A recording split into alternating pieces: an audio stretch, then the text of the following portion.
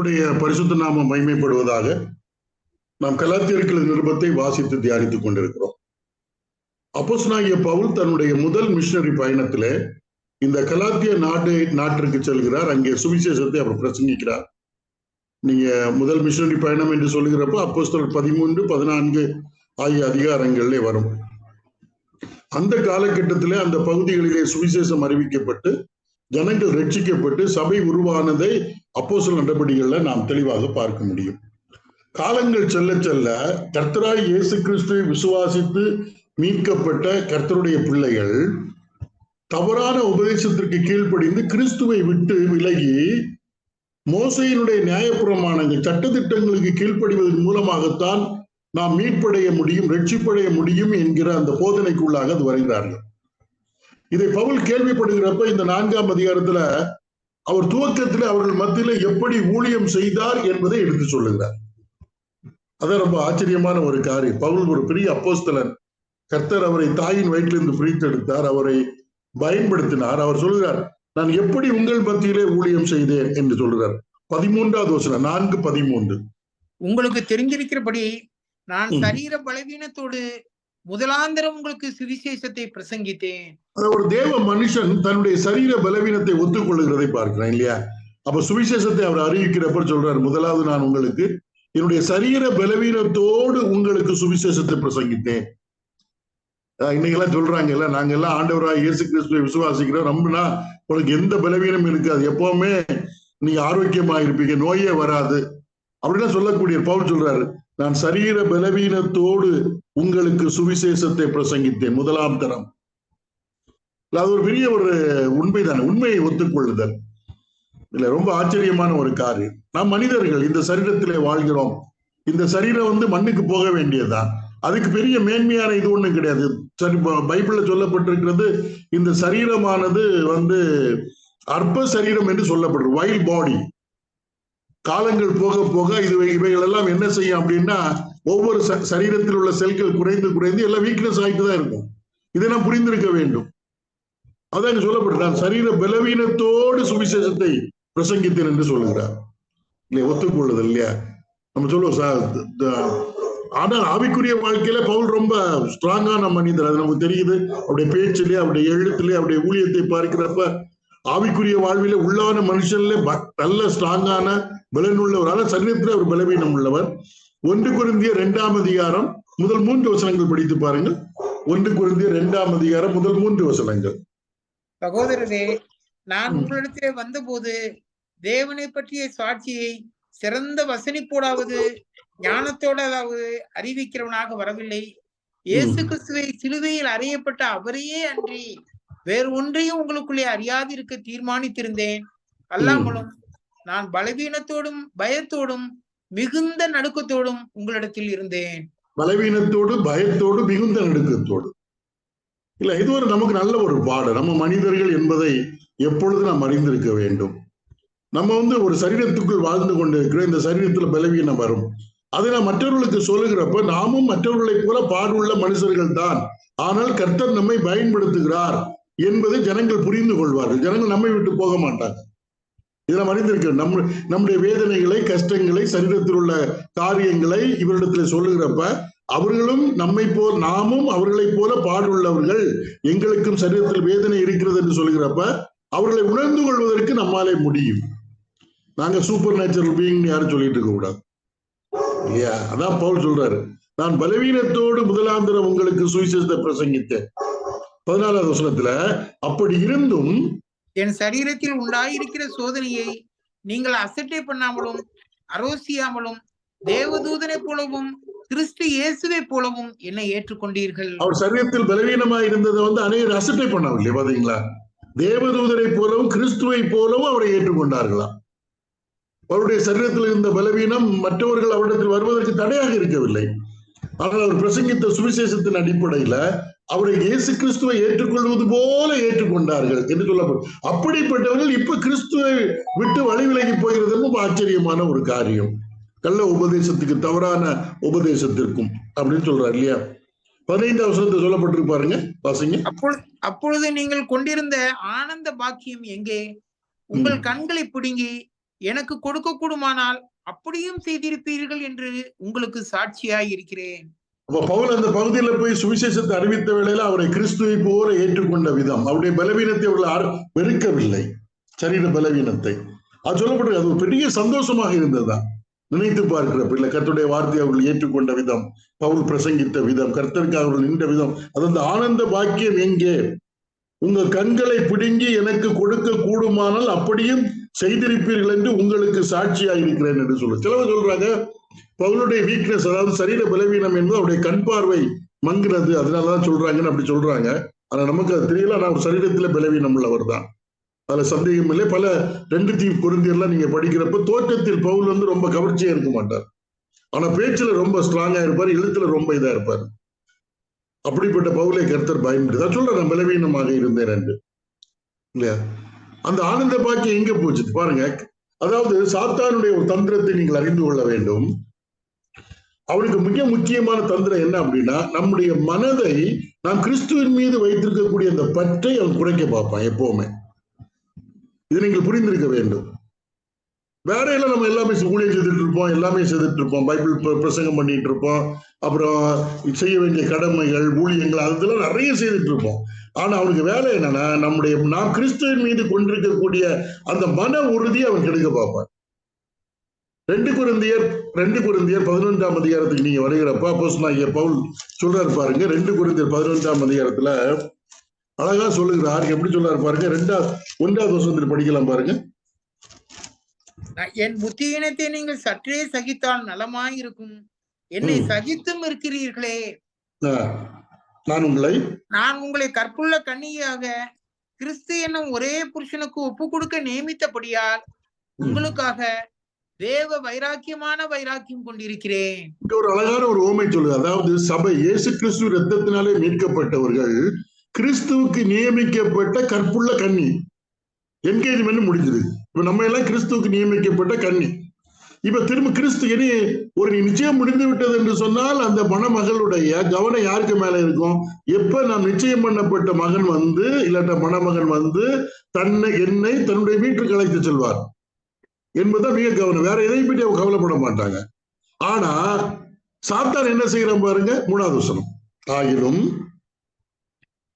ஆகிலும் சர்ப்பமானது தன்னுடைய தந்திரத்தினாலே ஏவாளை வஞ்சித்தது போல உங்கள் மனதும் கிறிஸ்துவை பற்றிய உண்மை நின்று விலகும்படி கெடுக்கப்படுமோ என்று பயந்திருக்கிறேன்.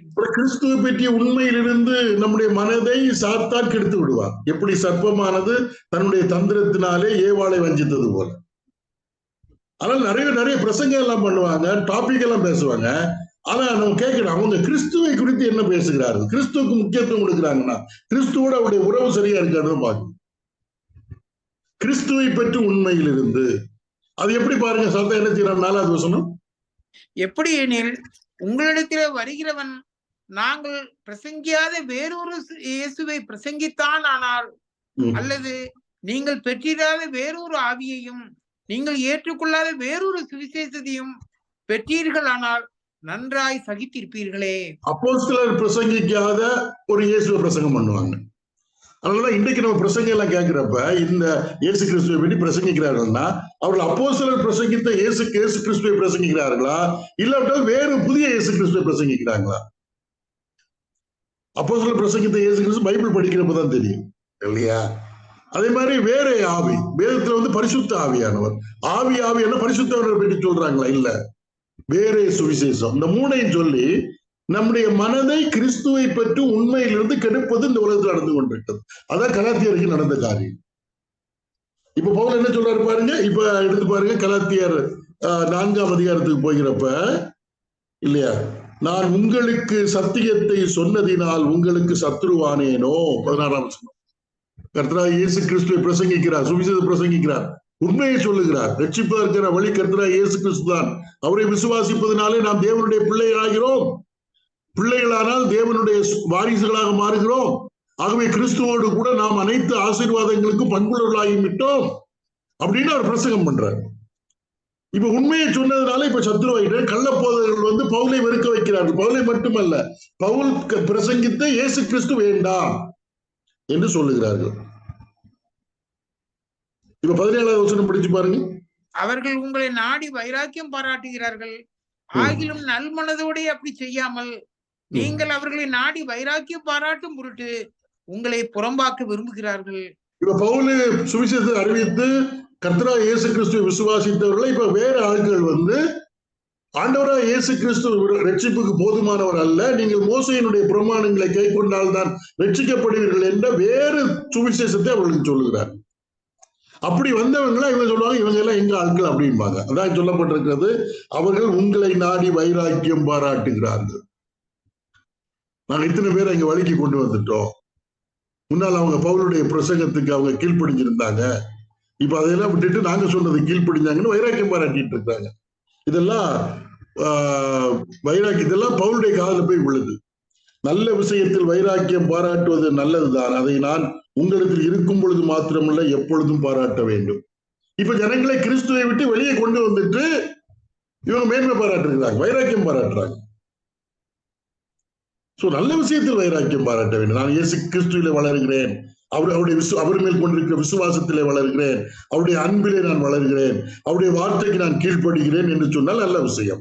இது நான் கிறிஸ்து வேண்டாம், ரட்சிப்பு கிறிஸ்து தேவையில்லை, மோசையின் பிரமாணங்களை கீழ்ப்படிந்தால் போதும், விருத்த சேனத்தை கிறிஸ்துவ பண்ணலாம் ரட்சிக்கப்படலாம் என்றால் அது என்ன? கிறிஸ்து வேண்டாம் என்று சொல்வது நல்ல விஷயமா? கிறிஸ்துவை குறித்து மேன்மை பாராட்ட ரொம்ப நல்லது. நல்ல விஷயத்தில் மேன்மை பாராட்டலாம், அதான் சொல்றாரு. இப்ப கடைசியில 19 வசனம் சொல்றாரு பாருங்க, என் பிள்ளைகளே, என் சிறு பிள்ளைகளே, கிறிஸ்து உங்களிடத்திலே உருவாகும் அளவும் உங்களுக்காக மறுபடியும் கற்ப வேதனைப்படுகிறேன். பாத்தீங்களா? அப்போஸ்தலனாகிய பவுல் சுவிசேஷத்தை சொல்லி கிறிஸ்துவை கலாத்தியா நாட்டில் இருக்கக்கூடிய கிறிஸ்தவர்களுடைய உள்ளத்துல உருவாக்கினார். கிறிஸ்து அவங்க உள்ளத்துல வந்து பிறந்தாரு. இப்ப அவர் சொல்றாரு, இந்த கள்ள போதகர்கள் போய் பிரசங்கம் பண்றப்ப அதான் சொல்றாரு, என் சிறு பிள்ளைகளே, கிறிஸ்து உங்களிடத்தில் உருவாகும் அளவும் உங்களுக்காக மறுபடியும் கர்ப்ப வேதனைப்படுகிறேன். ஒரு மனிதனுடைய உள்ளத்துல இல்லைன்னா ஜனங்கள் கர்த்தரை இயேசு கிறிஸ்து விசுவாசிக்கிறதுக்கு பிரசங்கிக்கிறவர் வந்து ஒரு பிள்ளையை பெற்றெடுப்ப தாயானவள் எப்படி கர்ப்ப வேதனைப்படுகிறார்களோ அதே போல கர்ப்ப வேதனைப்பட வேண்டியிருக்கு. இது மிக கடினமான ஒரு காரியம். சில உண்மைகளை வேதவசனத்தை சொல்லிக் கொடுப்பதெல்லாம் ரொம்ப எளிதுங்க, ஆனால் அந்த நபருக்குள் கிறிஸ்து உருவாக வேண்டும், அதான் ரொம்ப ரொம்ப முக்கியம். அது வந்து இந்த ஊழியர்கள் நான் பிரசவ வேதனைப்படுகிறேன். ஒரு நபருக்குள் கிறிஸ்துவை உருவாக்குவதற்கு ஒரு ஊழியக்காரர் பிரசவ வேதனைப்பட வேண்டியதாக இருக்கிறது. அப்போஸ்தலனாகிய பவுல் சொல்லுவாரு, நீ கிறிஸ்து உருவாவது மட்டுமல்ல, கிறிஸ்துவுக்குள் வளர்வது. எபேசியர்கள் நிருபம் 1ஆம் அதிகாரத்துல படிச்சு பாருங்க. எபேசியர் 1ஆம் அதிகாரம் வருகிறப்ப சொல்லு, 2ஆம் அதிகாரம் என்ன சொல்லப்பட்டிருப்பாருங்க, சரி, 3ஆம் அதிகாரம் 20, 21 படிங்க. நாம் வேண்டிக் கொள்கிறதற்கும் நினைக்கிறதற்கும் மிகவும் அதிகமாய் நமக்குள்ளே கிரியை செய்கிற வல்லமையின்படியே நமக்கு செய்ய வல்லவராகி அவருக்கு சபையிலே கிறிஸ்து இயேசுவின் மூலமாய் தலைமுறை தலைமுறைக்கும் சதா காலங்களிலும் மகிமை உண்டாவதாக. கொலோசியர் 1ஆம் அதிகாரம் 28, 29 எதற்காக பிரயாசப்படுறாரு பாருங்க. எந்த மனுஷனையும் கிறிஸ்து இயேசுவுக்குள் தேறினவனாக நிறுத்தும்படிக்கு அவரையே நாங்கள் அறிவித்து எந்த மனுஷனுக்கும் புத்தி சொல்லி எந்த மனுஷனுக்கும் எல்லா ஞானத்தோடும் உபதேசம் பண்ணுகிறோம். எந்த மனுஷனையும் கிறிஸ்து இயேசுவுக்குள் தேறினவனாக நிறுத்தும்படி, அதுக்கு அவர் சொல்றாரு, நிறுத்தும்படி அவரையே நாங்கள் அறிவித்து எந்த மனுஷனுக்கும் புத்தி சொல்லி எந்த மனுஷனுக்கும் எல்லா ஞானத்தோடும் உபதேசம் பண்ணுகிறோம். அதுக்கு அவருக்கு பலம் எங்க கிடைக்குது பாருங்க, அடுத்த வசனம் 29. அதற்காக நான் எனக்குள்ளே வல்லமையாய் கிரியை நடப்பிக்கிற அவருடைய பலத்தின்படி போராடி பிரயாசப்படுகிறேன். ஐ ஸ்ட்ரைவ் ஹார்ட்னு சொல்றாரு. எந்த மனுஷனை கிறிஸ்து இயேசுவுக்குள்ளாக முதிர்ச்சியடை தேறினவனாக நிறுத்தும்படி, அப்படியே கிறிஸ்து நமக்குள்ள உருவாகிறார். ஆண்டவராக இயேசு கிறிஸ்து நாம் ஏற்றுக்கொள்பார். அப்ப அந்த கிறிஸ்து அவனுக்குள் வளர்ந்து வளர்ந்து வளர்ந்து அவன் கிறிஸ்துவனுடைய தன்மையில வளருவதற்காக பவுல் சொல்றாரு, நான் போராடி பிரயாசப்படுகிறேன். நீங்க சொல்ல கிறிஸ்து உங்களிடத்தில் உருவாகும் அளவு மறுபடியும் நான் கர்ப்ப வேதனைப்படுகிறேன். எளிதான காரியம் அல்ல. சில போதனைகளை மனதில் வைக்கிறதெல்லாம் பெரிய கிறிஸ்தவ வாழ்க்கை கிடையாது. கிறிஸ்து நமக்குள் உருவாக வேண்டும். இல்ல யோவான் ஸ்நாபகன் சொல்லுவாரு, நான் சிறுகவும் அவர் பெருகவும் வேண்டும் இல்லையா? கிறிஸ்து நம்மில் வெளிப்பட வேண்டும் நம்முடைய வாழ்க்கையில. எபேசியர்கள் திரும்ப 3ஆம் அதிகாரத்துல 17ஆம் வசனம் படிச்சு பாத்தீங்கன்னா அங்க ஜெபம் பண்றாரு பாருங்க. எபேசியர் 3:17 என்ன சொல்லப்பட்டிருப்பாருங்க? விசுவாசத்தினாலே கிறிஸ்து உங்கள் இருதயங்களில் வாசமாய் இருக்கவும் நீங்கள் அன்பிலே வேரூன்றி நிலை பெற்றவர்களாகி சகல பரிசுத்தவான்களோடும் கூட கிறிஸ்துவனுடைய அன்பின் அகலமும் நீளமும் ஆழமும் உயரமும் இன்னதென்று உணர்ந்து அறிவு கட்டாத அந்த அன்பை அறிந்து கொள்ள வல்லவர்களாகவும் தேவனுடைய சகல பரிபூர்ணத்தாலும் நிறையப்படவும் அவர் தமது மகிமையினுடைய ஐஸ்வர்யத்தின்படியே உங்களுக்கு அனுக்கிரகம் பண்ண வேண்டும் என்று வேண்டிக் கொள்கிறேன். விசுவாசத்தினாலே கிறிஸ்து உங்கள் இருதயங்களில் வாசமா இருக்கணும். கலாத்தியாவில் என்னதுன்னா இருதயத்தில் வாசமா இருந்த கிறிஸ்து இப்ப இல்ல. அதுக்கு பதிலாக நியாயப்பிரமாணங்கள் விருத்த சேதனை இப்படி நிறைய கொண்டு வந்துட்டாங்க. அப்ப அவருக்கு திரும்பவும் கிறிஸ்து உங்களிடத்தில் உருவாவதற்கு நான் மறுபடியும் கர்ப்ப வேதனைப்பட வேண்டும் சொல்றாரு. ஒரு இடத்துல அப்போஸ்தலனாகிய பவுல் தான் சொல்லுவான்னு நினைக்கிறேன். 2 கொரிந்தியர் எடுங்க. 2 கொரிந்தியர் வருகிறப்ப 2 கொரிந்தியர் 13ஆம் அதிகாரம் 5ஆம் வசனம். நீங்கள் விசுவாசம் உள்ளவர்களோ என்று உங்களை நீங்களே சோதித்து அறியுங்கள், உங்களை நீங்களே பரீட்சித்து பாருங்கள். இயேசு கிறிஸ்து உங்களுக்குள் இருக்கிறார் என்று உங்களை நீங்களே அறியீர்களா? நீங்கள் பரிசுக்கு நில்லாதவர்களாய் இருந்தால் அறியீர்கள். இயேசு கிறிஸ்து உங்களுக்குள் இருக்கிறார் என்று இயேசு கிறிஸ்து உங்களுக்குள் இருக்கிறார் என்று உங்களை நீங்கள் அறியீர்களா? இப்ப கிறிஸ்து போயிட்டாரு யாருக்கு? ஆனா அவங்களும் கிறிஸ்தவர்கள் அறியப்படுகிறார்கள். கிறிஸ்து எங்க இருக்கிறாருன்னா கோயிலுக்குள்ள இருக்காருன்னு இருப்பாங்க. உங்களுக்குள் அதான் நமக்குள்ள பெரிய ரகசியமே கிறிஸ்து நமக்குள் வாசம் பண்ணுவோம். இப்ப கலாத்தியருடைய உள்ளத்திலிருந்து கிறிஸ்து போய்விட்டார். அதுக்கு பதிலாக மோசையினுடைய பிரமாணங்களும் விருத்த சேதனங்களும் சடங்குகளும் சம்பிரதாயங்களும் அங்க அதிகமா இருக்குது. அதை சொல்லிக்கொண்டு தங்களுடைய ஆவிக்குரிய வாழ்க்கையை மேன்மை பாராட்டிட்டு இருப்பாங்க. நான் விருத்த சேதனம் பண்ணேன், மோசையின் பிரமாணத்தின்படி இப்படி நடந்தேன், அப்படி நடந்தேன், இப்படி நடந்தேன்னு சொல்லிட்டு அதை குறித்து கர்த்தரா இயேசு கிறிஸ்துவை குறித்து அவர்களால பேச முடியாது. என்ன கிறிஸ்து இல்லை. அப்பதான் பவுல் சொல்றாரு, சிறு பிள்ளைகளை கிறிஸ்து உங்களிடத்தில் உருவாகும் அளவு உங்களுக்காக மறுபடியும் கர்ப்ப வேதனைப்படுகிறேன். உங்களை குறித்து நான் சந்தேகப்படுகிறபடியால் நான் இப்பொழுது உங்களிடத்தில் வந்திருந்து வேறு வகையாக பேச விரும்புகிறேன். எனக்கு உங்களுடைய ஆவிக்குரிய வாழ்க்கையை குறித்து சந்தேகம் வந்துட்டு சொல்றார். என்னை கேட்டுக்கொண்டிருக்கிறவர்களே, நமக்குள்ளே கிறிஸ்து எப்படி இருக்கிறார்? கிறிஸ்து இருக்கிறாரா உள்ள? இல்லைன்னா கிறிஸ்து ஏதோ ஒரு கட்டிடத்துக்குள்ள இருக்கிறார்? சிந்திச்சு பார்க்கணும். நமக்குள்ளே இருக்கக்கூடிய கிறிஸ்து வளர்கிறாரா? அவருடைய சாயல நம்ம வளர்ந்து கொண்டிருக்கிறோமா? அப்படி வளர்ச்சி வரவில்லை என்றால் அவருக்கு நான் முக்கியத்துவம் கொடுக்கவில்லை என்று அர்த்தம். பவுல் சொன்னது மாதிரி கிறிஸ்து மறுபடியும் உங்களிடத்தில் உருவாக பிரசவ வேதனை பட வேண்டியதாகுமோ என்கிற ஒரு சந்தேகம் பவுலுக்கு வந்து விட்டது இல்லையா? அதான் சொல்றாரு. இப்ப நான் வேற விதமா உங்கள்கிட்ட பேச விரும்புன்னு சொல்லிட்டு பழைய ஏற்பாட்டுல இருந்து ஒரு நிகழ்ச்சி எடுத்து சொல்றாரு. ஆவிக்குரிய அர்த்தம் பாருங்க, பைபிள் இந்த பகுதியை நீங்க நிறைய பல தடவை பழைய ஏற்பாட்டுல படிச்சிருப்பீங்க. ஆனா இதுதான் அதனுடைய அர்த்தம். நீங்க இங்க பார்க்கலாம் பாருங்க. 21வது வசனத்தை படிப்போம். நியாயப்பிரமாணத்திற்கு கீழ்ப்பட்டிருக்க விரும்புகிற நீங்கள் நியாயப்பிரமாணம் சொல்லுகிறதை கேட்கவில்லையா? இதை எனக்கு சொல்லுங்கள். ஆபிரகாமுக்கு பாருங்க, நியாயப்பிரமாணத்துக்கு கீழ்ப்பட்டிருக்க விரும்புகிற நீங்கள். நியாயப்பிரமாணம் என்பது ஒரு பிரமாணம் மட்டும் இல்லை. அதாவது விருத்த சேதனம் மட்டும் இல்லை நியாயப்பிரமாணம். நியாயப்பிரமாணம் என்பது அநேக சட்டங்களை உள்ளடக்கியது. இவங்க ஏதோ ஒன்றை பிடித்து விட்டு நான் நியாயப்பிரமாணத்துக்கு கீழ்ப்படுகிறேன்னா அது யாராலும் கீழ்ப்படிந்து தேவனை திருப்திப்படுத்த முடியாது. அது நியாயப்பிரமாணத்திற்கு கீழ்ப்பட்டிருக்க விரும்புகிற நீங்கள் நியாயப்பிரமாணம் சொல்லுகிறதை கேட்கவில்லையா? இதை எனக்கு சொல்லுங்கள். இப்படி சொல்லிட்டு பழைய ஏற்பாட்டுல ஒரு நிகழ்ச்சிய இப்ப எடுத்து சொல்றாரு. பழைய ஏற்பாட்டுல ஒரு நிகழ்ச்சி, அவருடைய அர்த்தம் இதுதான். ஆனா இந்த அர்த்தத்தை விட்டுதான் அநேகர் பிரசங்கம் பண்ணுவாங்க. இப்ப எப்படி சொல்லப்பட்டிருப்பாரு? 22வது வசனம். ஆபிரகாமுக்கு 2 குமாரர்கள் இருந்தார்கள் என்று எழுதி இருக்கிறது. ஆபிரகாமுக்கு 2 குமாரர்கள் இருந்தார் என்று எழுதியிருக்கிறது. ஆபிரகாமுக்கு நிறைய பிள்ளைகள் உண்டு, அதை நீங்கள் புரிந்திருக்க வேண்டும். ஆபிரகாம் திருமணம் பண்ண சாராய், அப்புறம் ஆகார், அப்புறம் கேத்தூராள். ஆனால் வேத புத்தகத்துல அவருக்கு 2 பிள்ளைகளை தான் சொல்லப்பட்டிருக்கு. ஒன்று இஸ்மவேல், இன்னொன்னு ஈசாக். இந்த ரெண்டு பிள்ளைகளுமே இந்த ரெண்டு பிள்ளைகள் மட்டுமல்ல, இந்த ரெண்டு மனைவிகளுமே ஆவிக்குரிய அர்த்தத்தை வெளிப்படுத்துவதற்கு அங்கு எழுதி வைக்கப்பட்டிருக்கிறது. அனைவரும் இது ஆவிக்குரிய அர்த்தத்தோடு பார்ப்பது கிடையாது. ஆபிரகாமுக்கு 2 குமாரர்கள் இருந்தார்கள். யாரெல்லாம்? ஈசாக்கு, இஸ்மவேலும். சரி, இப்படிங்க. ஒருவன் அடிமையானவளிடத்தில் பிறந்தவன், ஒருவன் சுயாதீனம் உள்ளவளிடத்தில் பிறந்தவன். ஒரு பையன் அடிமையான இடத்தில் பிறந்தவன். அது ஆதியாகமம் 16ஆம் அதிகாரத்துல ஆகார் என்ற எகிப்து தேசத்திலிருந்து வந்த அடிமை பெண்ணின் மூலமாக இஸ்மவேல் பிறந்தான். அது பிறப்பதற்கு காரணம் என்ன? சாராளுக்கு குழந்தை இல்லை, வயதும் சென்று கொண்டிருக்கு. அப்ப சாராள் ஒரு சஜஷன் கொடுக்குறாங்க, என்னுடைய அடிமை பெண்ணை நீர் உமக்கு மனைவியாக்கி அவள் மூலமாக ஒரு பிள்ளையை பெற்றெடுப்போம் என்று சொல்லுகிறாங்க. அதுக்கு ஆபிரகாம் செவி கொடுக்கிறார். அப்படி பிறந்தவன் மாம்சத்தின்படி பிறந்தவன். இது அடிமை பெண்ணிடத்தில் பிறந்தவன் இஸ்மவேல். இன்னொருத்தர் யாரு? ஒருவன் சுயாதீனம் உள்ள இடத்தில் பிறந்தவன். அப்படி என்றால் சாராள் மூலமாக பிறந்தவன் சுயாதீனம் உள்ளவன் இல்லையா?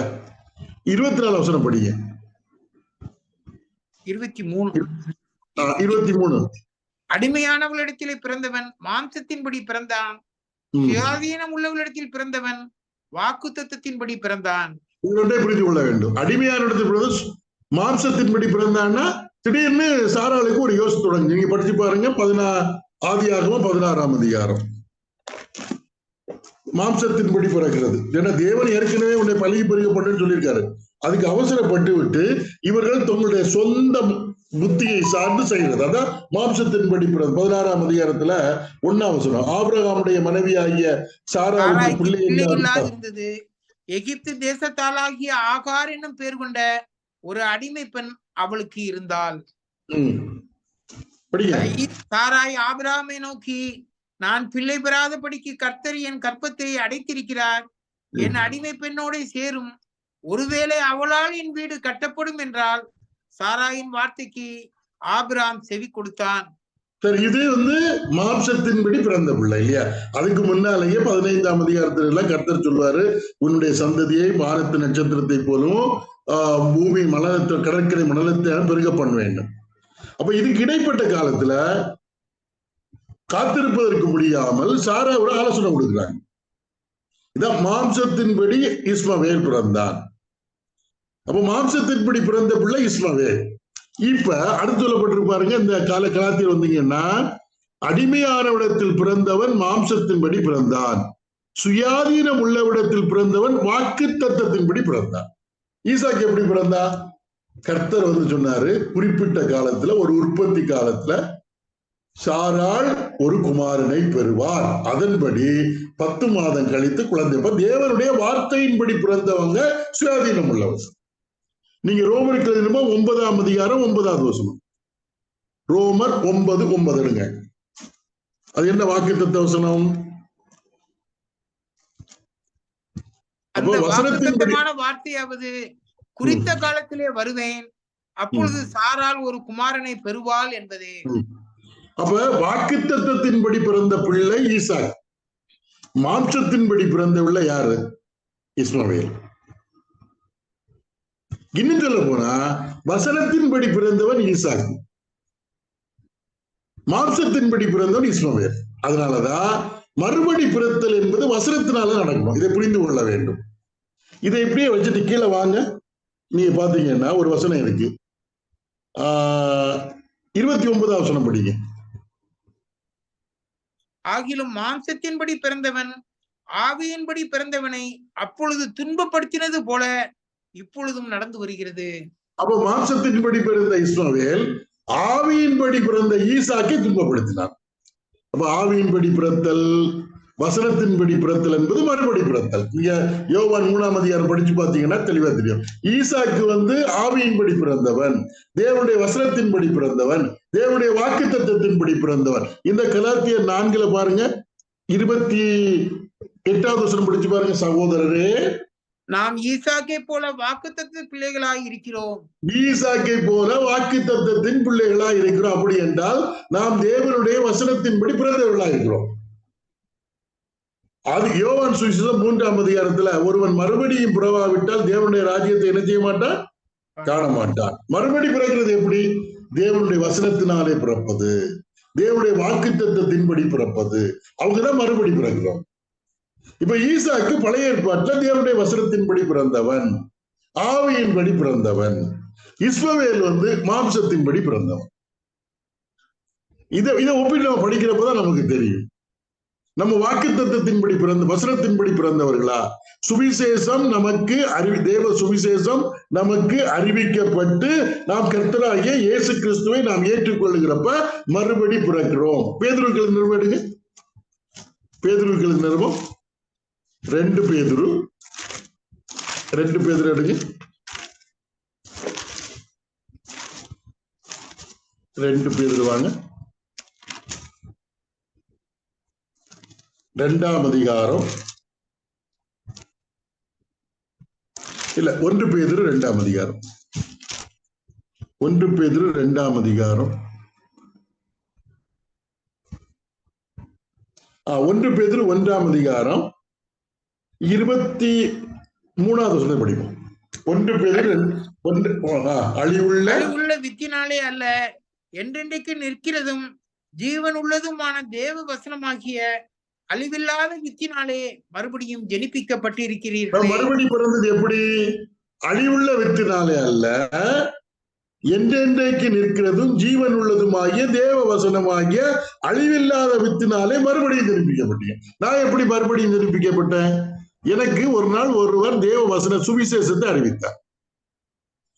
பைபிள்ல வசனத்தை எடுத்து வைத்து, ஆண்டவராய் இயேசு கிறிஸ்து உன் பாவத்திற்காக சிலுவையில மரித்து அடக்கம் பண்ணப்பட்டு 3ஆம் நாள் உயிர்த்தெழுந்தார் என்று வேத வசனம் எனக்கு அறிவிக்கப்பட்டது. நான் விசுவாசித்த பொழுது அழிவில்லாத வித்தாக இருக்கக்கூடிய தேவ வசனத்தினாலே நான் மறுபடியும் ஜெனிப்பிக்கப்பட்டேன். 24-25 படிங்க. அதே 1 பேதுரு 1:24-25.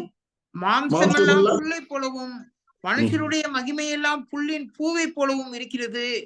பூ உலர்ந்தது, அதன் பூவும் உதிர்ந்தது. கர்த்தருடைய வசனமோ என்றென்றைக்கும் நிலைத்திருக்கும். உங்களுக்கு சுவிசேஷமாய் அறிவிக்கப்பட்டு வருகிற வசனம் இதுவே. அப்ப சுவிசேஷமாய் நமக்கு கர்த்தருடைய வசனம் அறிவிக்கப்பட்ட வேளையில நாம் விசுவாசித்து மறுபடி பிறந்தோம், ஆவியின்படி பிறந்தோம். ஈசாக்கை போல. ரொம்ப தெளிவு. இப்ப கலாத்தியருக்கு பாருங்க. இப்ப அந்த பழைய ஏற்பாட்டுல அந்த வேதத்துல சொல்லப்பட்டிருக்கக்கூடிய அந்த இதை பற்றி சொல்றார்கள். 24வது வசனம் படிக்கிறப்ப இவைகள் ஞான அர்த்தம் உள்ளவைகள் அப்படின்னா இதுகளுக்கு ஸ்பிரிச்சுவல் மீனிங் இருக்குது. ஈசாக்கு, அப்புறம் இஸ்மவேல், சாரா, அப்புறம் ஆகார், இவங்களெல்லாம் நம்ம சில மனிதர்களாக பார்த்து பிரசங்கம் பண்ணிட்டு இருப்போம். இது ஞான அர்த்தம் உள்ளவைகள். சொல்ல படிங்க, வாசிங்க. அந்த ஸ்திரீகள் 2 ஏற்பாடுகளாம். சீனாய் மலையில் உண்டான ஏற்பாடு, அது அடிமைத்தனத்திற்கு உள்ளாக பிள்ளை பெறுகிறது. அது ஆகார் என்பவள் தானே. அப்ப என்னது? ஆகார் என்பவள் ஆபிரகாமுடைய மனைவி ஆகார் இருக்காங்கல்ல, அவங்க சீனாய் மலைக்கு ஒரு எடுத்துக்காட்டு. சீனாய் மலையில மோசேக்கு கர்த்தர் நியாயப்பிரமாணத்தை கொடுத்தார் இல்லையா? அப்ப என்ன சொல்ல, அது அடிமைத்தனத்திற்குள்ளாக பிள்ளை பெறுகிறது. அது ஆகார் என்பவள் தானே. ஆகார் என்பது அரபி தேசத்தில் உள்ள சீனாய் மலை. அந்த ஆகார் இப்பொழுது இருக்கிற எருசலேமுக்கு சரி. இவள் தன் பிள்ளைகளோட அடிமைப்பட்டு கிடக்கிறாள். அப்ப ஆகார் யாரை குறிக்கிறதுன்னா, நியாயப்பிரமாணத்துக்கு அடிமைப்பட்டு கிடக்கக்கூடிய ஜனங்கள், விடுதலை பெறாதவர்கள், அவங்க பிள்ளைகள். அவங்க என்ன செய்வாங்க? கீழ்ப்படிந்து வசனத்தை கீழ்ப்படிந்து நம்ம தேவ பிள்ளைகள் ஆகிறதற்கு, இல்லாட்ட ரட்சிக்கப்படுவதற்கு, இல்லாட்ட நீதிமான் ஆக்கப்படுகிறது முயற்சி பண்ணி கொண்டே இருப்பாங்க. ஒரு நாளும் அந்த சட்டங்களை இவங்க முழுக்கவே கை கொள்ள முடியாது. அடிமைப்பட்டு கிடக்கக்கூடியது ஆகார். இப்ப அடுத்த படிங்க. மேலான எருசலேமோ சுயாதீனம் உள்ளவள், அவளே நம்ம எல்லாருக்கும் தாயானவள். நமக்கு இந்த இங்க இருக்கக்கூடிய இஸ்ரவேலின் தலைநகர் எருசலேம் அல்ல, பூமிக்குரிய, அது அடிமைப்பட்டு கிடக்கிறது. இந்த வசனம் கலாத்தியருக்கு நிருபம் எழுதப்படுகிறப்ப எருசலேம் ரோமர்களாலே ஆளுகை செய்யப்பட்டது. நம்ம மேலான எருசலேமை தேடுகிறோம். நீங்க எல்லாருமே பாருங்க, மேலான எருசலேம் அடிமைப்பட்டு கிடக்கக்கூடிய ஒரு வாழ்க்கை அல்ல. சீனாய் மலையிலிருந்து வந்த நியாயப்பிரமாணத்தை கை கொண்டு நாம் நீதிமானாகவில்லை, மாறாக கர்த்தராகிய இயேசு கிறிஸ்துவை நாம் விசுவாசித்ததுனால தேவனுடைய பிள்ளையாகி மேலான எருசலேமுக்கு நாம் பங்குள்ளவர்களாக மாறி இருக்கோம். இப்ப நீங்க படிச்சு பாருங்க, எபிரேயருக்கு நிருபம் ஏன்னா இயேசு கிறிஸ்துனாலே நம்ம தேவ பிள்ளைகளாக மாறுறதுனால. எபிரேயருக்கு எழுதின 13ஆம் அதிகாரம் என்ன சொல்லப்பட்டிருக்கிறது பாருங்க, 14வது வசனம். நிலையான நகரம் நமக்கு இங்கே இல்லை, வரப்போகிறதையே நாடி தேடுகிறோம். நிலையான நகரம் நமக்கு இங்கே கிடையாது. இப்ப 12ஆம் அதிகாரம் படிங்க, 22வது வசனம். நீங்களோ சீயோன் மலையின் இடத்திற்கும் ஜீவனுள்ள தேவனுடைய நகரமாகிய பரம எருசலேமின் இடத்திற்கும் 1000-10,000 தேவ தூதர்கள் இடத்திற்கும் பரலோகத்திலே பேரெழுதியிருக்கிற முதல் பேரானவர்களின் சர்வ சங்கமாகிய சபையின் இடத்திற்கும் யாவருக்கும் நியாயாதிபதியாகிய தேவனிடத்திற்கும் பூரணராக்கப்பட்ட நீதிமான்களுடைய ஆவிகளின் இடத்திற்கும் புது உடன்படிக்கையின் மத்தியஸ்தராகிய இயேசுவின் இடத்திற்கும் ஆபேலுடைய இரத்தம் பேசினதை பார்க்கிலும் நன்மையானவைகளை பேசுகிற இரத்தமாகிய தெளிக்கப்படும் இரத்தத்தின் இடத்திற்கும் வந்து சேர்ந்தீர்கள். நம்ம வந்து சேர்ந்துட்டோம். எங்க? பூமிக்குரிய எருசலேம் அல்ல, மேலான எருசலேம். வெளிப்படுத்தின விசேஷம் படிக்கிறப்ப வந்து 21ஆம் அதிகாரம் எல்லாம் படிக்கிறப்ப மேலான எருசலேம், பரத்திலிருந்து வரக்கூடிய எருசலேம். அதுக்கு நம்ம தகுதி உள்ளவர்களாகிட்டோம், வந்து சேர்ந்து விட்டோம். அந்த எருசலேமினுடைய குடியுரிமை பெற்றவர்களாக நாம் இருக்கிறோம். இந்த பூமிக்குரிய அடிமைத்தனத்தில் இருக்கக்கூடிய எருசலேம் அல்ல நம்முடைய எருசலேம். அதான் அவர் சொல்றாரு. இது எப்படி கிடைச்சுன்னு பாருங்க. ஆகார் என்பது அரபி தேசத்தில் உள்ள சீனாய் மலை. அந்த ஆகார் இப்பொழுது இருக்கிற எருசலேமுக்கு சரி, இவள் தன் பிள்ளைகளோடு அடிமைப்பட்டு கிடக்கிறாளே. மேலான எருசலேமோ சுயாதீனம் உள்ளவள், அவளை நம் எல்லாருக்கும் தாயானவள். இப்ப வந்து ஆபிரகாம் சாராய் அவங்களுக்கு ஈசாக்கு தான் மகன். ஆனா இன்றைக்கு இயேசு கிறிஸ்துவை நம்ம விசுவாசித்ததுனால நம்ம ஆபிரகாமுடைய பிள்ளைகளா மாறி இருக்கிறோம், ஆபிரகாமுடைய சந்ததியா மாறி இருக்கிறோம். ஆனா நம்ம இது என்ன, இயற்கையின்படி பயாலஜிக்கலி நம்ம வந்து சாராளுக்கு பிறந்தவன் கிடையாது. ஆவிக்குரிய நிலைமையில ஆபிரகாமுடைய சந்ததிக்கு வந்து விட்டோம். அதனாலதான் 27வது வசனம் சொல்லப்படுது பாருங்க, 27. அந்தபடி பிள்ளை பெறாத மலடியே மகிழ்ந்திரு, கர்ப்ப வேதனைப்படாதவளே களிப்பாய் எழும்பி ஆர்ப்பரி, உள்ளவளை பார்க்கிலும் அநாத ஸ்திரிக்கு அதிக பிள்ளைகள் உண்டு என்று எழுதியிருக்கிறது. அதாவது ஆகார் என்ன பண்ணாங்கன்னா, சாரால வந்து பரிகாசம் பண்ணாங்க, யார் குழந்தை இல்லைன்னு. இஸ்மவேல் வந்து ஈசாக்க பரிகாசம் பண்ணாங்க. ஆனா இன்னைக்கு நீங்க பாத்தீங்கன்னா ஆபிரகாமுடைய சந்ததி தான் வானத்து நட்சத்திரத்தை போல கடற்கரை மணலை போல பெருகிருக்கு. எப்படி பாருங்க, 3ஆம் அதிகாரத்துல வாங்க, கலாத்தியர் 3ஆம் அதிகாரம், கலாத்தியர் 3ஆம் அதிகாரத்துல 29வது வசனம் படிங்க. நீங்கள் கிறிஸ்துவின் உடையவர்கள் ஆனால் ஆபிரகாமின் சந்ததியாராயும் வாக்கு தத்தத்தின்படி சுதந்திரராயும் இருக்கிறீர்கள். கிறிஸ்துவனுடையவர்கள் ஆபிரகாமுடைய சந்ததி, வாக்கு தத்தத்தின்படி சுதந்திராளிகள் இல்லையா? கடற்கரை மணலை போல வானத்து நட்சத்திரத்தை போல பெற்றிருக்காங்க நம்ம கிறிஸ்து. அப்ப ஆபிரகாமுடைய சந்ததியில வந்து விட்டோம். ஆனா ஆபிரகாமுக்கு ஒரே பிள்ளைதான் இருந்தான், ஈசாக். பரிகாசம் பண்ணப்பட்ட பிள்ளை பெறாத மலடி. அநேக பிள்ளைகள் இன்னைக்கு நமக்கு ஆபிரகாம் பிதாவாக இருக்கிறாம். இயேசு கிறிஸ்துவை பற்றி விசுவாசத்தினாலே ஆபிரகாமுடைய சந்ததிக்கு வந்துட்டோம். அவங்க பாக்கியவான்கள். அதான் சொல்லப்பட்டிருக்கு. இது வந்து எந்த வசனம் அப்படின்னா ஏசாயா 54:1 படிங்க. ஏசாயா 54:1. பிள்ளை பெறாத மலடியே மகிழ்ந்து பாடு, கர்ப்ப வேதனைப்படாதவளே கம்பீரமாய் பாடி ஆனந்த சத்தமிடு, வாழ்க்கைப்பட்டவருடைய பிள்ளைகளை பார்க்கிலும் அநாத சிறியனுடைய பிள்ளைகள் அதிகம் என்று கர்த்தர் சொல்கிறார். ஆகாரால் பரிகாசம் பண்ணப்பட்டவள், இஸ்மவேலால் பரிகாசம் பண்ணவர் ஈசாக்கு. இன்னைக்கு அவங்க பிள்ளைகள் நாம் எல்லாரும். எப்படி? கர்த்தராகிய இயேசு கிறிஸ்துவை விசுவாசிப்பதனால அந்த ஃபேமிலில வந்துட்டோம். அது புரியுது. இப்பதான் உலகத்து வர சகோதரரே, 28வது வசனம். சகோதரரே, நாம் ஈசாக்கை போல வாக்குத்தத்த பிள்ளைகளாய் இருக்கிறோம். நம்ம யாரு? நீங்க வந்து இப்ப மறுபடி பிறந்தவர்கள் ஈசாக்கை போல வாக்கு தத்தத்தின் பிள்ளைகளாக இருக்கிறோம் நம்ம எல்லாரும். இயேசு கிறிஸ்துவை நம்ம விசுவாசிக்கிறப்ப ஆபிரகாமுடைய சந்ததிக்குள்ள வந்துட்டோம். எப்படி ஆபிரகாமுடைய சந்ததி? தேவனுடைய வசனத்தின்படி பிறந்தோம். இதெல்லாம் புரிந்திருக்க வேண்டும். அடுத்தது, ஆகிலும் மாம்சத்தின்படி பிறந்தவன் ஆவியின்படி பிறந்தவனை அப்பொழுது துன்பப்படுத்தினது போல இப்போதும் நடந்து வருகிறது. மாம்சத்தின் பிறந்தது யாரு? இஸ்மவேல். ஈசாக்க துன்பப்படுத்தினான். எப்பொழுது துன்பப்படுத்தினான்? ஆதியாகமம் 21ஆம் அதிகாரம் 10ஆம் வசனம் படிச்சு பாருங்க. அதுக்கு முன்னால படிச்சு பாருங்க. அங்க ஒரு ஃபங்க்ஷன் நடக்குது. பாருங்க. ஆதியாகமம். ஆபிரகாமை நோக்கி, இந்த அடிமை பெண்ணையும் அவள் மகனையும் புறம்பே தள்ளும். இந்த அடிமை பெண்ணின் மகன் என் குமாரனாகிய ஈசாக்கோட சுதந்திரவாளியாய் இருப்பதில்லை என்றார். இப்ப நீ அதுக்கு முன்னால 9வது வசனம், பின்பு எகிப்து தேசத்தாளாகிய ஆகார் ஆபிரகாமுக்கு பெற்ற குமாரன் பரியாசம் பண்ணுகிறதை சாராள் கண்டு ஆபிரகாமை நோக்கி, இந்த அடிமை பெண்ணையும் அவள் மகனையும் புறம்பே தள்ளும். அந்த அடிமை பெண்ணின் மகன் என் குமாரனாகிய ஈசாக்கோட சுதந்திரவாளியாய் இருப்பதில்லை என்றார். இங்க லகுவாக சொல்லப்பட்டிருக்கு. நிறைய இப்படிங்க ஆபிரகாம் பண்ணார் இல்லைங்க, அதனுடைய ஆவிக்குரிய அர்த்தத்தை புரிந்து கொள்ள வேண்டும். இஸ்மவேல் மாம்சத்தின்படி பிறந்தவர், ஆனால் ஆவியின்படி பிறந்தவனை துன்பப்படுத்தினார். இன்னைக்கு அந்த போராட்டம் நமக்கு இருக்குது, நமக்குள்ளே இருக்குது. நமக்குள்ள ஒரு மாம்சத்துக்குரிய மனிதன் இருந்து ஆவிக்குரிய மனிதனை துன்பப்படுத்தி கொண்டிருக்கிறார். மாம்சத்துக்குரியவர்கள் ஆவிக்குரியவர்களை கண்டிப்பா துன்பப்படுத்துவாங்க. அது இப்போ நடந்துட்டு இருக்குது. அப்ப நம்ம என்ன செய்யணும்? எப்படி இஸ்மவேலை வீட்டை விட்டு துரத்தினார்களோ அதே போல நமக்குள்ளே இருக்கக்கூடிய மாம்சத்துக்குரிய மனிதனை பரிசுத்த ஆவியினால நாம் கொல்ல வேண்டும். அப்பதான் யாரு சுயாதீனமா வாக்குத்தத்தத்தின்படி பிறந்த பிள்ளை வளருவான், அவனுக்கு எதிர்ப்பு இருக்காது. இதெல்லாம் புரிந்திருக்க வேண்டும். அதான் சொல்லப்பட்டிருக்கு பாருங்க 30வது வசனம். அதை குறித்து வேதம் என்ன சொல்லுகிறது? வேதம் என்ன சொல்லுகிறது? அடிமையானவளின் மகன் சுயாதீனம் உள்ளவர்களுடைய குமாரனுடைய சுதந்திரவாளியாய் இருப்பதில்லை.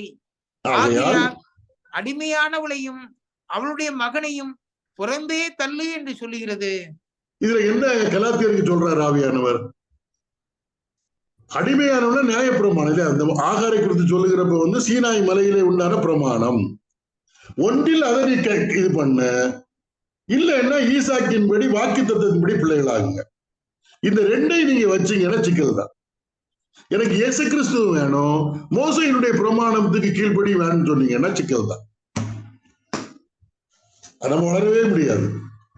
நம்ம ஒன்றை புரிந்து அப்படின்னா நம்ம பிரமாணங்களை கை கொள்வதெல்லாம் கை கொள்ளுகிறோம். ஏனென்றால் இப்ப அடிமையாக இருந்து நாம் கை கொள்வதில்லை, மாறாக தேவ பிள்ளையாக இருப்பதனாலே தேவன் மீது அன்பு கூர்ந்து விசுவாசத்தினாலே அன்பினாலே கர்த்தருடைய வசனத்தை நம்ம கீழ்ப்படுகிறோம். அடிமைத்தனம் அங்க கிடையாது, அன்பினாலே சேவிக்கிறோம், அன்பினாலே நியாயப்பிரமாணத்தை நாம் நிறைவேற்றுகிறோம். முன்னால ஒரு அடிமைத்தனம் இருந்த அடிமைத்தனம், இதை செய்தா கர்த்தர் என்னை ஏற்றுக்கொள்ள. இப்ப அப்படி இல்லை. நான் தேவ பிள்ளையாக இருப்பதனாலே கர்த்தரா இயேசு கிறிஸ்துவின் மீது விசுவாசம் கொண்டு அவர் மீது உள்ள அன்பினாலே நான் பிரமாணங்களை நிறைவேற்றி கொண்டிருக்கிறேன். அதான் நீங்க 5ஆம் அதிகாரத்தை படிச்சீங்கன்னா ஒரு வசனம் இருக்குது பாருங்க, 5ஆம் அதிகாரம் 6வது வசனம். கிறிஸ்து இயேசுவினிடத்திலே விருத்த சேதனமும் விருத்த சேதனம் இல்லாமையும் ஒன்றுக்கும் உதவாது. அன்பினால் கிரியை செய்கிற விசுவாசமே உதவும். அன்பினால் கிரியை செய்கிற விசுவாசம் தான். இப்ப என்னது? நம்ம ஆண்டவருடைய பிரமாணங்களை நான் எப்படி கை கொள்ளுகிறோம்? முதல்ல தேவனை விசுவாசிக்கிறோம், அவர் மீது அன்பு கொள்ளுகிறோம். அதனால நாம் என்ன செய்யணும்னா கர்த்தருடைய வார்த்தையை கீழ்ப்படி. அடிமைத்தனத்தில் அல்ல, அன்பினாலே. அன்பினாலே நியாயப்பிரமாணத்தை முழுமையாக நாம் நிறைவேற்றுகிறோம். எப்படி? கொலை செய்யாதிருப்பாயாக, களவு செய்யாதிருப்பாயாக, பொய் சாட்சி சொல்லாதிருப்பாயாக, பிறருடைய பொருளை இச்சியாதிருப்பாயாக. இதை எப்படி நிறைவேற்றுகிறோம்? நான் உங்கள் மீது அன்பு கூர்ந்தால் இந்த பாவங்களை உங்களுக்கு விரோதமாக நான் செய்ய மாட்டேன்.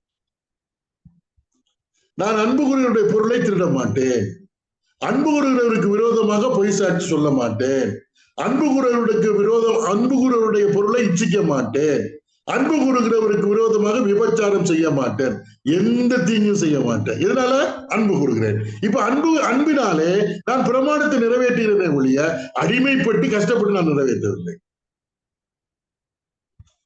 நம்ம ரொம்ப புரிந்து கொள்ள, அன்பினால் கிரியை செய்கிற விசுவாசம் இல்லையா? இப்ப நான் கர்த்தருக்கு ஊழியம் செய்கிறேன், அவர் சொல்றதுக்கு கீழ்ப்படிஞ்சு அவருக்கு வேலை செய்யணும் வைத்துக் கொள்வோமே. இப்ப நான் அவருடைய வேலைக்காரர். அடிமைன்னா கர்த்தர் நீ வேலை செய்தியா செய்யலையா அப்படின்னு கட்டாயப்படுத்தி என்னை பயமுறுத்தி நான் அவருக்கு கீழ்ப்படுகிறதில்லை. இப்ப நான் கீழ்ப்படுகிறது எனக்காக ஜீவனை கொடுத்து என் மீது அன்பு கூர்ந்து எனக்காக ஜீவனை கொடுத்த கர்த்தரா இயேசு கிறிஸ்துவை பற்றி விசுவாசத்தினாலும் அவர் மேலுள்ள அன்பினாலும் அவருடைய கட்டளைக்கு நான் கீழ்ப்படுகிறேன். அது எனக்கு லகுவாக இருக்கிறது. இப்ப இவங்க என்ன சொல்றாங்கன்னா, இயேசு கிறிஸ்து வேண்டாம், நியாயப்பிரமாணத்தை இனி கீழ்ப்படிந்து விட்டால் ரட்சிக்கப்படலாம்னு சொல்றாங்க. முடியாது. அது இஸ்மவேல் ஈசாக்க துன்பப்படுத்தின மாதிரிதான். அதனால நம் வாக்குத்தத்தத்தின்படி பிறந்த பிள்ளைகள் தேவனுக்குரிய அனைத்தையும் ஆசீர்வாதங்களையும் பிள்ளை என்கிற முறையில அனுபவித்துக் கொண்டிருக்கிறார்கள். நாம் பிள்ளைகளானால் சுதந்திரராமே. நாம் ஈசாக்கை போல வாக்குத்தத்தத்தின்படி பிறந்த பிள்ளைகள், அடிமைத்தனத்தின் அடி வந்தவர்கள் அல்ல. நீங்க எப்படி ரட்சிக்கப்பட்டீங்கன்னு யாராவது கேட்டா என்ன பதில் சொல்லுவோம்? நான் வந்து காணிக்க கொடுத்து அதனால ரட்சிக்கப்பட்டேன், ஜோம் பண்ணேன் ரட்சிக்கப்பட்டேன், ஞானஸ்தானம் எடுத்து ரட்சிக்கப்பட்டேன்னு சொன்னா ஏதாவது ஒரு பிரமாணத்தை கீழ்ப்படிந்து ரட்சிக்கப்பட்டேன்னு சொல்றோம். இல்ல, கர்த்தராகிய இயேசு கிறிஸ்துவை நான் விசுவாசித்தேன் அதனால் ரட்சிக்கப்பட்டேன். கர்த்தராகிய இயேசு கிறிஸ்துவை நான் விசுவாசித்தேன் அதனால் தேவனுடைய பிள்ளையா இருக்கிறேன். கர்த்தராகிய இயேசு கிறிஸ்துவை நான் விசுவாசிக்கிறதுனால தேவனுக்கு முன்பாக நான் நீதிமானாக்கப்பட்டிருக்கிறேன். இதெல்லாம் வசனம் நமக்கு தெரிகிற உறுதி. அதனால் வசனத்தின்படி பிறந்தவர்கள் என்பதை நாம் அறிந்து கொள்ள வேண்டும். நியாயப்பிரமாணத்தின்படி அடிமைத்தனத்தில் பிறந்த பிள்ளை வீட்டுல இருக்கக்கூடாது, எப்பவுமே அவங்க இருக்க முடியாது, அவங்க விரட்டி விட அப்படின்னு சொல்றாங்க. வாக்குத்தத்தத்தின்படி பிறந்த பிள்ளை தான் சுதந்திரவாதி. ஆகவே நாம் எல்லாரும் ஈசாக்கை போல தேவனுடைய வசனத்தினாலே பிறந்தவர்கள். அந்த பிறப்புக்கு ஏற்ப நான் நடக்க வேண்டும் என்று இந்த 4ஆம் அதிகாரத்துல சொல்லி கொடுத்தார் இல்லையா? எவ்வளவு பெரிய பாக்கியம் ஈசாக்கின் இடத்துல, அந்த சந்ததி ஈசாக்கின் இடத்துல வந்து கிறிஸ்து வந்தார் இல்ல, இஸ்மாவேல் இடத்துல ஒண்ணுமே வரலையே. இதெல்லாம் புரிந்து கொள்ள வேண்டும். இப்ப நம்ம போகலாம் பாருங்க, கலாத்தியர் வாசித்து முடிப்ப பருவம் பாருங்க. கலாத்தியர் 5ஆம் அதிகாரத்துக்கு வருகிறப்ப இதை சொல்லிவிட்டு என்ன சொல்றாரு பாருங்க. ஆனபடியினாலே நீங்கள் மறுபடியும் அடிமைத்தனத்தின் நுகத்துக்கு உட்படாமல் கிறிஸ்து நமக்கு உண்டாக்கின சுயாதீன நிலைமையிலே நிலை கொண்டிருங்கள். திரும்பவும் அடிமைத்தனத்துக்கு போனா எப்படிங்க? இதை செய்யாத அப்படின்னு சொல்லி இருக்கு, அதனால நான் செய்ய மாட்டேன், பொய் சொல்லாத, அது ஒரு அடிமைத்தனமா இருக்க. மாறாக என்ன சொல்லப்பட்டிருக்கு பாருங்க, கிறிஸ்து நமக்கு உண்டாக்கின சுயாதீன நிலைமையில. கிறிஸ்து நமக்கு என்ன சுயாதீனம் தந்தாரு?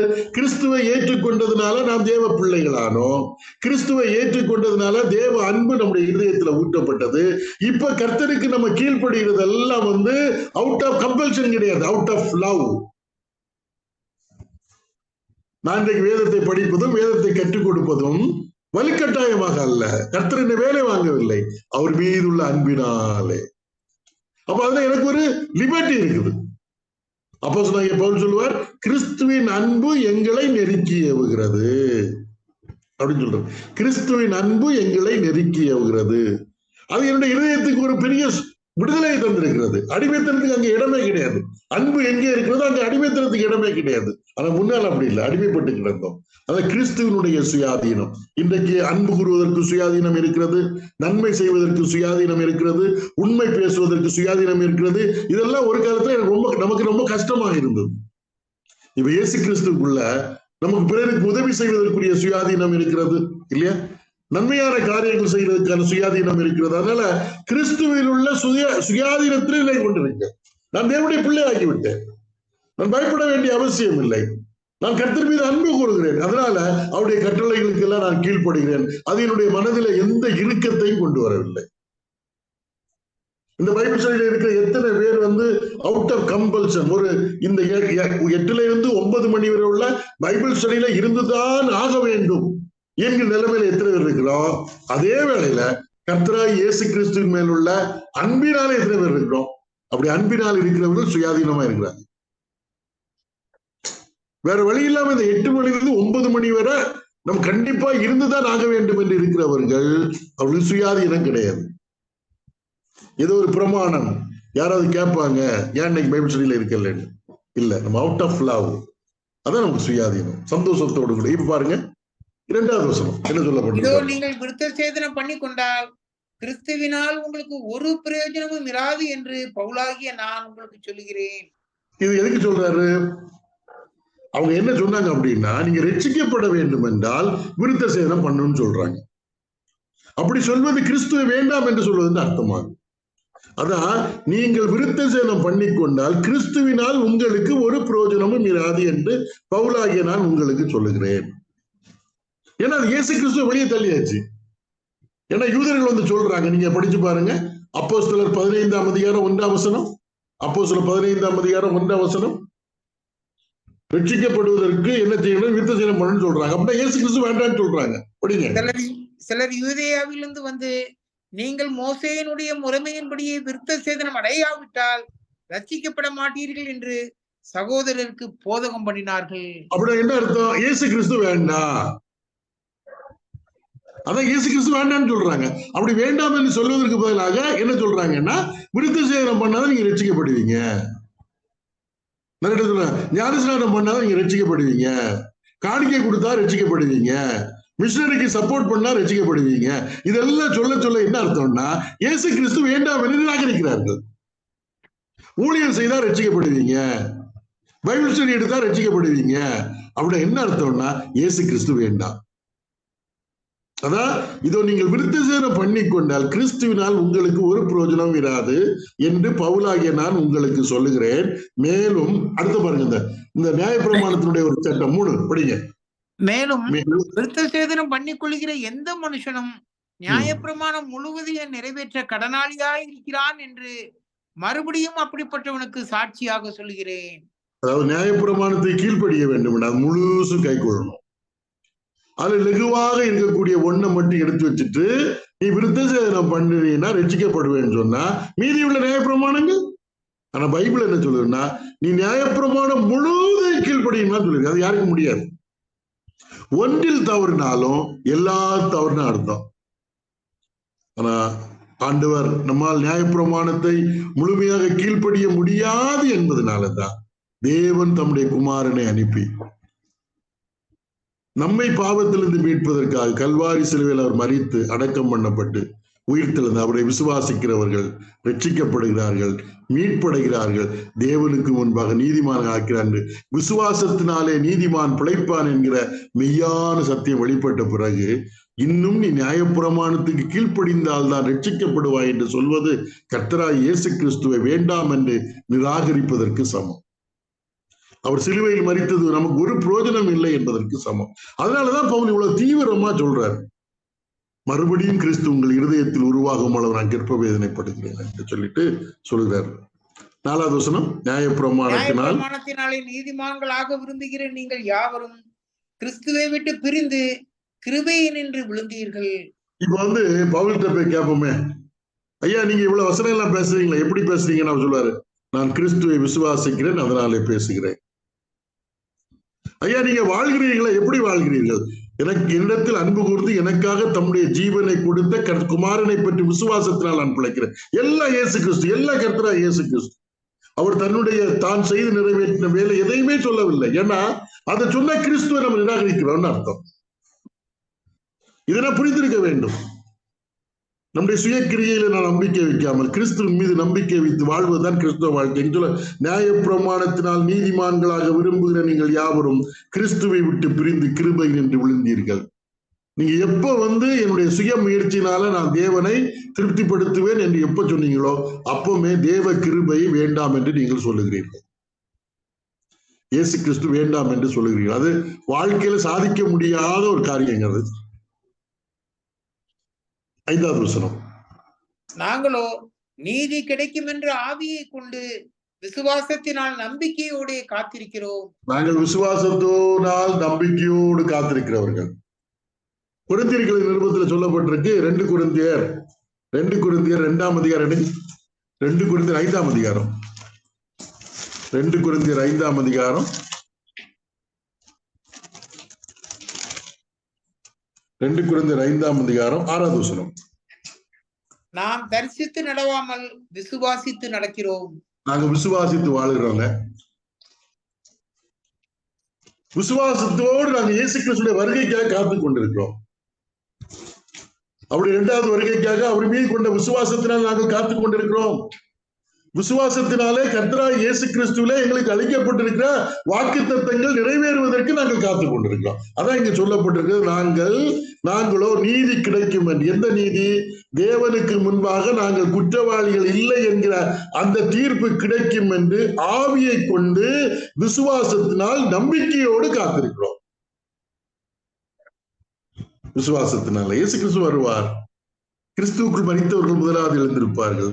உயிரோடு இருக்கிற நாம் மறுரூபம் அடைவோம்.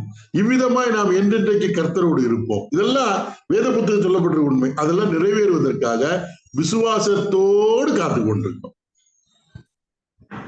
என்னுடைய செயலின் அடிப்படையில் இல்ல, கிறிஸ்துவின் மீது கொண்டுள்ள விசுவாசத்தினால. அதனாலதான் 6வது வசனத்தை படித்து நம்ம முடிக்கலாம் பாருங்க. 6வது வசனம், கிறிஸ்து இயேசுவினிடத்திலே விருத்த சேதனம் இல்லாமையும் ஒன்றுக்கும் உதவாது. அன்பினால் கிரியை செய்கிற விசுவாசமே உதவும். அன்பினால் கிரியை செய்கிற விசுவாசம் தான் உதவும். அப்படின்னா என்ன அர்த்தம்?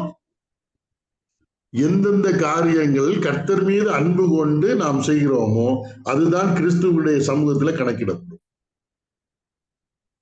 அன்பினால் கிரியை செய்கிற விசுவாசம் தான் உதவும். சரியா? நான் இன்னைக்கு உங்கள்ட்ட பைபிள் ஸ்டடி எடுக்கிறேன்னா நான் கர்த்தர் மீது அந்த அன்பின் அடிப்படையில் எடுக்கணும். இதை கேட்டுக்கொண்டிருக்கிற மீது உள்ள அன்பின் அடிப்படையில் எடுக்கணும். அதுதான் என்னுடைய செயலின் வெளிப்பாடாக இருக்க வேண்டும். அன்பினால் கிரியை செய்கிற விசுவாசம் தான் உதவும். இல்ல ஆண்டவரே, நான் இவ்வளவு காணிக்கை கொடுத்தேன், அவ்வளவு செய்தேன், இந்த ஊழியம் செய்தேன், அதனால எனக்கு பரலோகத்துல ஒரு இடம் வேணும்னு கேட்டேன்னா ஆண்டவர் தர மாட்டாரு. அதான் ரொம்ப முக்கியம். அன்பினால் கிரியை செய்கிற விசுவாசம். இப்போ ஒரு வசனம் படிங்க, 13வது வசனம் படிங்க. சகோதரரே, நீங்கள் சுயாதீனத்திற்கு அழைக்கப்பட்டீர்கள். இந்த சுயாதீனத்தை நீங்கள் மாம்சத்திற்கு ஏதுவாக அனுசரியாமல் அன்பினாலே ஒருவருக்கொருவர் ஊழியம் செய்யுங்கள். புரியுதா? இப்ப கிறிஸ்துவின் பிரமாணத்தை கீழ்படாது. என்ன? அன்பின் பிரமாணம். அன்பின் பிரமாணம் அது அடிமைத்தனத்தின் பிரமாணம். அன்புல நம்ம செய்யறது எதுவுமே நம்ம அடிமைப்படுத்தாது. நம்ம விடுதலையோடு செய்வோம். புரியுதா? இப்ப பள்ளிக்கூடத்துல ஒரு பாடத்தை படிக்க சொல்றாங்கன்னு வைங்களேன். எனக்கு அந்த பாடத்தின் மீதும் அன்பு, ஆசிரியர் மீதும் அன்புன்னா அந்த பாடம் படிப்பது நமக்கு ரொம்ப லகுவாக இருக்கு. அதே வேளையில எனக்கு ஆசிரியர் மீதும் வெறுப்பு, பாடத்தின் மீது வெறுப்புன்னா என்னை யாரோ பிடிச்சு உட்கார வைத்து தண்டனை தந்தது போல இருக்கும் படிக்கிறது. அதான் அன்பினால், அந்த சுயாதீனம் என்பது அன்புலதான் வருது. அதான் இங்க சொல்ல, அன்பினாலே ஒருவருக்கு ஒருவர் ஊழியம் செய்யுங்கள். இப்ப நம்ம அன்பினாலதான் கர்த்தரை கீழ்ப்படுகிறோம். கிறிஸ்துவின் பிரமாணம் என்பது அன்பின் பிரமாணம். அது கடினமானது கிடையாது, அது லகுவானது. நம்ம இப்ப கர்த்தராகிய இயேசு கிறிஸ்துவுக்கு கீழ்ப்படுகிறோம்னா நம்ம தேவனுடைய பிள்ளைகளாக இருக்கிறோம், கிறிஸ்துவோடு கூட உடன் சுதந்திரராக இருக்கிறோம். அன்பினாலே அவருக்கு கீழ்ப்படுகிறோம். அதனால கிறிஸ்துவ வாழ்க்கை நமக்கு கடினம் கிடையாது. ஆனா கலாத்தியர்கள் கிறிஸ்துவை பவுல் பிரசங்கிக்கிறார். காலங்கள் செல்ல செல்ல கிறிஸ்து வேண்டாம் என்று சொல்லி ஒவ்வொரு கட்டளைகளை நீங்க விருத்த சேனம் பண்ணாதான் ரட்சிக்கப்படுவீங்க, அப்புறம் நியாயப்பிரமாண கட்டளை கீழ்ப்படிந்தாதான் ரட்சிக்கப்படுவீங்க என்று சொல்லி சொல்லி சொல்லி கிறிஸ்துவை விட்டு அந்த விசுவாசிகள் எல்லாரும் வெளியே போயிட்டாங்க. பவுல் இதை கேள்விப்படுகிறப்பதான் சொல்றாரு, கிறிஸ்துவனுடைய சுயாதீனம் எவ்வளவு பெரியது, திரும்ப கிறிஸ்துவ உருவாக வேண்டும் என்று சொல்லுகிறார். பழைய ஏற்பாட்டில் நிறைய எக்ஸாம்பிள சொல்றாரு. நம்ம வசனத்தின்படி பிறந்த தேவனுடைய பிள்ளைகள், நாம் பிள்ளைகள், அடிமைகள் கிடையாது. அது தேவ பிள்ளைகளாக இருக்கிறவர்கள் தேவன் மீது உள்ள அன்பினாலே தேவனுடைய வசனத்துக்கு கீழ்ப்படிந்து கிறிஸ்தவ வாழ்க்கையை லகுவாக எடுத்து செல்வதற்கு, இல்லைன்னா லகுவாக கடைபிடிப்பதற்கு தேவ அன்புதான் நமக்கு உதவியா இருக்கு. நம்ம அடிமைகள் கிடையாது, தேவனுடைய பிள்ளைகள். இதை திரும்ப திரும்ப அவர் சொல்லுகிறதை நாம் இங்கு பார்க்கிறோம். என்னை கேட்டுக்கொண்டு, ஒருவேளை இது 1ஆம் நூற்றாண்டுல இந்த விருத்த சேதனம், யூதர்களுடைய தவறான உபதேசங்கள் எல்லாம் வந்தது. ஆனா இன்னைக்கு நிறைய நீங்க ரட்சிக்கப்பட்டீங்களா, ஒருத்தட்ட போய் நீங்க கேட்டீங்கன்னால கண்டுபிடிக்கலாம். அவன் எப்படி நான் கர்த்தராகிய இயேசு கிறிஸ்துவை பற்றும் விசுவாசத்தினாலே ரட்சிக்கப்பட்டிருக்கிறேன் என்று சொன்னால் சரி. ஆனால் ரட்சிக்கப்படுவதற்கு கிறிஸ்துவை தவிர அவர் மீது கொண்ட விசுவாசத்தை விட்டு வேறு காரணங்களை சொல்வார்களே ஆனால் அவர்கள் கிறிஸ்துவை வேண்டாம் என்று நிராகரிக்கிறார்கள் என்று அர்த்தம். ரொம்ப சீரியஸான ஒரு காரியம். பவுல் அதை சகித்துக் கொள்ள முடியவில்லை. இன்றைக்கானால் அதை எல்லாரும் பகுத்தறிந்து கண்டுகொள்ள முடியவில்லை. ஆனால் ரொம்ப ஜாக்கிரதையா இருக்கு. ஒரு நாள் ஆண்டவராகிய இயேசு கிறிஸ்து வருவார், நாம் நித்தியத்துக்கு போக போகிறோம். அங்கு போகிறப்ப ஒரு கேள்வி கேட்கப்படும் என்றால் வைத்துக் கொள்வோம், நீங்கள் எல்லாரும் எப்படி தேவ சமூகத்திற்கு வந்தீர்கள் என்று கேட்டால் எல்லாரும் சேர்ந்து ஒரே காரியம் தான் சொல்லுவாங்க, நாங்கள் கர்த்தராகிய இயேசு கிறிஸ்துவை விசுவாசிக்கிறோம், அதனாலே இந்த இடத்தில் இருக்கிறோம். இதை தவிர்த்து வேறு ஏதாவது காரியம் சொன்னோம் என்றால் இயேசு கிறிஸ்து வேண்டாம் என்பதை நாம் அங்கு சொல்லுகிறோம் என்று அர்த்தமா. கலாத்திய சபைகள்ல இதுதான் பிரச்சனை. இயேசு கிறிஸ்து வேண்டாம், பிரமாணங்களை கை கொண்டு தேவனுக்கு முன்பாக உத்தமர்களாக போய் நிற்கலாம் என்று. இன்றைக்கு நான் பிரமாணங்களை கை கொள்ளுகிறோம். எதனால? இயேசு கிறிஸ்துவின் மீது உள்ள அன்பினால, தேவ பிள்ளைகளானதுனால, ரட்சிக்கப்பட்டதுனால, பரலோகத்தின் பிரஜைகளாக மாறி இருப்பதுனாலதான் நம்ம தேவனுடைய வசனங்களை கீழ்ப்படுகிறோமே ஒழிய தேவ வசனங்களுக்கோ தேவ சட்டத்திட்டங்களோ கீழ்ப்படிந்து நாம் பரலோகத்தை பெறவில்லை என்பது ஞாபகத்தில் வைத்திருக்க வேண்டும். கர்த்தர் தாம் இந்த வசனங்களை நமக்கு ஆசீர்வதித்து தருவாராக. இதை திரும்ப படிக்க படிக்க இன்னும் அதிகமாக அது புரியும். ஆண்டவராகிய இயேசு கிறிஸ்துவுக்காக பிதாவாகிய தேவனை நாம் ஸ்தோத்தரிப்போம். ஜோமணி நாம் முடிக்கலாம். எங்களை கிருபையாய் நேசிக்கிற அன்பின் பிதாவே, இந்த அருமையான வேலைக்காக உண்மை நன்றியோடு ஸ்தோத்தரிக்கிறோம், துதிக்கிறோம் தாவே. ஒரு மனிதன் தன்னுடைய வாழ்விலே தான் விசுவாசித்த கர்த்தராகிய இயேசு கிறிஸ்துவை வேண்டாம் என்று நிராகரித்து நான் சட்டதிட்டங்களுக்கு கீழ்ப்படிந்து தேவனுக்கு உகந்தவனாக மாறுவேன் என்று சொல்வது எவ்வளவு பெரிய தவறு என்பதை இந்த கலாத்தியர்கள் நிருபத்தின் மூலமாக எங்களுக்கு விளங்கப்படுகிறதற்காக ஸ்தோத்திரம். பரிசுத்த பிதாவே, நாங்கள் அனுபவிக்கக்கூடிய அனைத்து ஆவிக்குரிய ஆசீர்வாதங்களும் கர்த்தராகிய இயேசு கிறிஸ்துனாலே உண்டாயிருக்கிறதை ஒழிய எங்களுடைய முயற்சியினால் உண்டானது இல்லை என்பதை உங்களுடைய சமூகத்திலே நாங்கள் ஒத்துக்கொள்கிறோம். எங்களில் ஏற்பட்ட நற்குணங்களாக இருந்தாலும் சரிதான், நற்செயல்களாக இருந்தாலும் சரிதான், அது கிறிஸ்துவினாலே எங்களுக்கு உண்டானது என்பதை நாங்கள் இந்த வேளையிலே நாங்கள் அறிக்கை எடுக்கிறோம். அவர் பிழைக்கிறதுனாலே நாங்களும் பிழைக்கிறோம் என்பதை ஒத்துக்கொள்கிறோம். பரிசுத்த பிதாவை, ஒரு காலத்திலே இயேசு கிறிஸ்து வேண்டாம், விருத்த சேதனம் பண்ணால் ரட்சிக்கப்படலாம், மோசையின் பிரமாணங்களை கை கொண்டால் ரட்சிக்கப்படலாம் என்ற உபதேசம் இருந்தது. இன்றைக்கு அப்படி இல்லாமல் அதற்கு இணையான உபதேசங்கள் அநேகம் கிறிஸ்தவ உலகத்தை சுற்றி வந்து கொண்டிருக்கிற வேளையில பரிசுத்த பிதாவே, எங்களிடத்தில் அன்பு கூர்ந்து எங்களுக்காக தம்முடைய ஜீவனை ஒப்பு கொடுத்த கர்த்தராகிய இயேசு கிறிஸ்துவிலே தான் எங்களுடைய வாழ்க்கை இருக்கிறது என்பதை நாங்கள் உணர்ந்து முன்னேறி செல்ல நீர் எங்களுக்கு உதவி செய்யும். மேன்மை பாராட்டுகிறவன் கர்த்தரை குறித்தே மேன்மை பாராட்டுங்கள் என்று சொன்னது போல அவரே எங்கள் ரட்சிப்பும் எங்களுடைய மீட்பும் எங்களுடைய ஞானமும் எங்களுக்கு எல்லாமாக இருக்கிறதற்காக ஸ்தோத்திரம் செலுத்துகிறோம். அதற்காக நாங்கள் நன்றி செலுத்துகிறோம். இந்த சத்தியத்தை புரிந்து கொள்ளும்படியான கிருபைகளை எங்களுக்கு தாரும். ஈசாக்கை போல நாங்கள் உங்களுடைய வசனத்தின்படி பிறந்தவர்கள், வாக்கு தத்தத்தின்படி பிறந்தவர்கள். ஆகவே நாங்கள் இன்றைக்கு ஆபிரகாமுடைய பிள்ளைகள் என்று ஆகிற அந்த பாக்கியம் கிடைத்திருக்கிறதற்காக நாங்கள் உமக்கு நன்றி செலுத்துகிறோம் கர்த்தாவே. ஒரு காலத்திலே நாங்கள் மாம்சத்தின்படி வாழ்ந்தோம், மாம்சத்தின்படி பிழைத்தோம். இன்றைக்கு ஆவியின்படி பிழைக்கும்படியான கிருபையை நீர் எங்களுக்கு தந்திருக்கிறதற்காக ஸ்தோத்திரம். இன்றைக்கு பைபிள் ஸ்டடியில கலந்து கொண்ட உங்களுடைய பிள்ளைகளுக்காக ஸ்தோத்திரம். இந்த சத்தியங்களை புரிந்து கொள்ளும்படியான கிருபைகளை நீர் கொடுத்தருளும்படியாக நாங்கள் ஜெபிக்கிறோம் கர்த்தாவே. தொடர்ந்து இந்த வேதாராய்ச்சி கூட்டத்தின் மூலமாக அநேகர் உம்மை கண்டுகொள்ளத்தக்கதாக உதவி செய்யும். விசேஷமாக இதை பொறுப்படுத்தி நடத்தக்கூடிய கொட்டிவாக்க சபையாருக்காக நாங்கள் ஜெபிக்கிறோம். பரிசுத்த பிதாவுடைய நோக்கம், விருப்பம் எல்லாவற்றையும் நீ நிறைவேற்ற வேண்டுமாய் ஜெபிக்கிறோம் கர்த்தாவே. சித்தமானால் வருகிற சனிக்கிழமையில் நாங்கள் இப்படி அந்த ஜூம் மூலமாக சந்திக்கும்படியான பாக்கியத்தை தாரும். எங்கள் ஆண்டவரும் இரட்சகரும் மீட்பெருமாகிய இயேசு கிறிஸ்து நல்ல நாமத்தில் இந்த ஜெபத்தையும் ஸ்தோத்திரத்தையும் எடுக்கிறோம் அன்பின் பிதாவே. ஆமென்.